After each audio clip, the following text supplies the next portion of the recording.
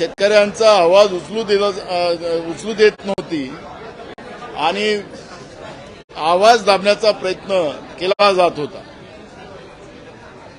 आपण पाहिलं असेल की राज्याच्या उपमुख्यमंत्री, आता 2 उपमुख्यमंत्री आहेत, देवेंद्र फडणवीसनी सांगितलं की असं कुठलंही नुकसान झालेलं नाही, आमचं लक्ष आहे। नकली बियाणं, नकली खताच्या बाबतचा प्रश्न विचारला तर आम्ही कायदा करतोय। पण ज्या शेतकऱ्यांचं आता नुकसान झालेलं आहे, मग कापूसाच्या याच्यामध्ये मोठ्या प्रमाणात बोगस बियाणं महाराष्ट्रात आलेलं आहे।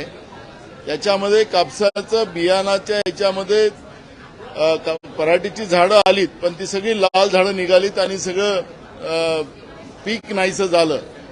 शेतकऱ्यांचं वर्ष वाया गेलं। गेल्या वर्षीचा कापूस अजूनही विकला गेला नाही, शेतकऱ्यांच्या घरी पडलेला आहे। नकली बियाणं, नकली खतं, त्याच्यामध्ये शेतकऱ्यांची सर्रास लूट केली जाते आहे। पण राज्यातलं सरकार या शेतकऱ्यांच्या प्रश्नावर न बोलू देणं म्हणजेच हे शेतकरी विरोधी सरकार, जे स्वतःला 3 इंजिनचं सरकार म्हणतंय, हे शेतकऱ्यांच्या टाळूवरचं लोणी खाणारं सरकार आज महाराष्ट्रातल्या जनतेने पाहिलेलं आहे, शेतकऱ्यांनी पाहिलेलं आहे। शेतकऱ्यांबद्दलची चर्चा करायचीच नाही, ही भूमिका सरकारची आज महाराष्ट्राने पाहिलेली आहे आणि म्हणून या सरकारचा आम्ही निषेध करतोय।